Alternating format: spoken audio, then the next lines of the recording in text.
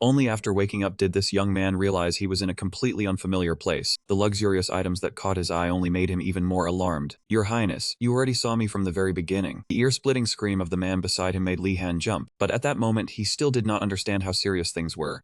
Hello, who are you?" The man froze for a moment. "Don't tell me you don't recognize me." Suddenly he stopped and slapped his chest hard. "But rest assured, I will continue to serve you faithfully. I am Piero Garden, your personal physician." He really did not understand what the other man was saying, and even thought the person standing before him was insane. But his throat was dry and raw, so Li Han asked Garden to bring him some water. He immediately rushed off like the wind, then brought Li Han a finely carved cup studded with diamonds and gemstones. Li Han suspiciously looked at what he was holding, and it did not seem fake at all. When he began sipping the water, he also noticed there was a large mirror in front of him. The important thing was that the face reflected in it was completely unfamiliar, not Li Han's, and he had never seen it before. Li Han immediately choked on the water, and Garden nearly had a heart attack. Every time he panicked, he shouted even louder than the ambulance siren Li Han usually heard on his shifts. Garden hurriedly wiped the water off his face with a towel. At this point, Li Han had also vaguely guessed something. This seemed to be the world of Ezekiel. It was the absurd novel he had read the day before he got drunk on alcohol and staggered into the Han River. He did not die and no one saved him. Yet he had transmigrated into the world of the novel instead. What kind of bizarre plot was this? Li Han could not accept that reality, so he signaled Garden to stop. The man grew even more flustered. How could a servant like me dare lay a hand on this revered crown prince? With no other choice, Li Han had to handle it himself. Even just slapping himself, his hand did not hold back. The pain from his right cheek reminded him of one thing. This was not a dream. He really had become the crown prince in that novel. He had become Ezekiel. That also meant the debts and interest left behind by the clinic's failed business had been left to his past life. From now on, Li Han could live a leisurely life without worrying about debt anymore. He was so happy he almost wanted to spring up and dance his heart out. But before that joy could last long, the ground and sky before Li Han began to sway. He could not control himself and fell backward. Garden hurried over to catch him. By then, Li Han had also noticed that this body was frighteningly weak. To be more precise, it was too weak. Li Han began rummaging through his memories of the plot in the novel Ghost Sword Emperor. In the novel, Ezekiel was only a supporting character, appearing in the first half of the story. He was a frail boy who had been confined to a sickbed since childhood. Then at 22 he died. Li Han was speechless for a moment. Heaven had just turned him from a healthy man into a frail body. Garden Li Han's voice trembled involuntarily. "How old am I this year?" "Yes, your highness, this year you are 21. Garden's honest answer sent Li Han's mood plunging straight down to the 18th level of hell. He silently cursed under his breath. Just one more year. He had thought he would forget that debt and live a carefree life of indulgence as the crown prince. Yet now Li Han had only 1 year left to live. Ezekiel was the crown prince of this kingdom, so before Li Han transmigrated into this body, he must have been treated with the best methods of the era, but all of it was useless. The novel also mentioned that priests frequently came to bless Ezekiel, yet in the end he still could not overcome the illness and died in the middle of the story. Li Han clenched his fists. He wanted to live, and now there was only one path left, to save himself. Thinking that, Li Han immediately ordered Garden to bring him as many needles as possible. Although he did not understand what the crown prince was planning, Garden obediently followed orders. That night, Li Han sat cross-legged on the bed and took his own pulse. What he found was the 10-strange pulse, an unusual pulse pattern often seen in patients nearing death, also known as a death pulse. By then, Garden had also brought all the needles he could find to Li Han, but they were all too large to use for acupuncture. Li Han took the smallest one and began heating it over the fire. Garden stared at him suspiciously for a long time before asking cautiously, "Your Highness, what are you planning to do with these needles?" "This one I am going to stab into my own body." Li Han spoke in a completely calm tone, but it scared Garden out of his wits. The man immediately rushed over and clung tightly to his legs, his eyes looking as if they would burst, tears streaming out at once. "Your Highness, please calm down. You are the heir to the throne. I know you have suffered a great deal of pain, but you cannot hurt yourself like this. Stop, it's not what you think. I am doing this for the right reason. So if nothing happens after I stick it into my body, you have to believe me from now on." Li Han's calm tone made Garden, despite all his worry, not dare stop him. "Don't worry, you will not regret it." After saying that, Li Han took off his shirt, lay on his back on the bed, and began breathing deeply and evenly. The first needle had to be inserted into a point that directly affected the most important respiratory organ, the lungs, because first he needed to restore his breathing function before considering the next step. And to do that, the starting point among the 12 meridians he had to needle was the hand tie-in lung meridian. Li Han decisively inserted the first needle, but the needle head was too thick, so he could not help letting out a few soft groans. After that would come the acupoints in the upper arm. At that moment, a simulated window appeared before Li Han again. with a few lines of text on it. Your body is responding positively to your proper acupuncture method. Functions of your internal organs have shown slight signs of recovery. Your lungs have begun functioning again. Along with those lines, Lihan felt his breathing become much easier. He could even feel oxygen-rich blood flowing throughout his body, thanks to his lungs exchanging air more efficiently. The system immediately informed him that this had earned Lihan his first 100 HP, bringing his current HP total to 100. Lihan, no, he should be called Crown Prince Zikil now, stared at that virtual window for a long time before trying to reach out and touch it. Seeing his series of unusual actions, Garden could not help breaking out in a cold sweat. There was clearly nothing in front of him, yet Zikil kept waving his hand as if touching something invisible. This made Garden even more suspicious. Could the Crown Prince really be mad? Seeing him about to wash his face with tears again, Zikil had no choice but to reassure him. Garden, I'm not crazy at all, so stop overreacting like that. As he spoke, Zikil picked up another needle and this time inserted it into the cloud gate acupoint. The needle tip was still thick, but Zikil's body had gradually grown used to the pain. Needling the cloud gate acupoint correctly had slowly eased the chest spasms of this frail body. After continuing with a few more needles, the pain surged back. Perhaps continuing acupuncture with such imprecise needles made Zikil hurt far more than he had imagined. Garden stood to the side and kept praying nonstop. He had the feeling that the Crown Prince of the Magentana royal family had gone insane. The proof was that he kept hurting himself, while what made him most annoyed was being completely unable to interfere. Seeing Garden bouncing around by the bedside like that, Zikil was also a little speechless. But even if he explained now, he would not understand, so Garden could only focus on finishing what needed to be done. Then he once again needled the Shabai, Tianfu, Kongzui, and Yuji acupoints in turn. Under Zikil's superb acupuncture technique, many acupoints had been unblocked. When the pain passed, his body felt much lighter, as comfortable as sitting on a massage chair. Even so, Zikil still did not feel the slightest trace of vitality. In the end, he decisively thrust the needle into the chai's point. The acupuncture of the left lung meridian had succeeded perfectly, and Zikil was thrilled beyond words. More precisely, both of his lungs were in an extremely excited state. They seemed to have been freed after years of illness and had begun to stir wildly. Zikil also could not understand how that HP system could produce such an unscientific effect. Under the agitation of both lungs, Zikil's large intestine was also stirred and joined in that noisy rhythm. Looking at the changing words on the simulation window, Zikil felt as if his medical knowledge had been insulted.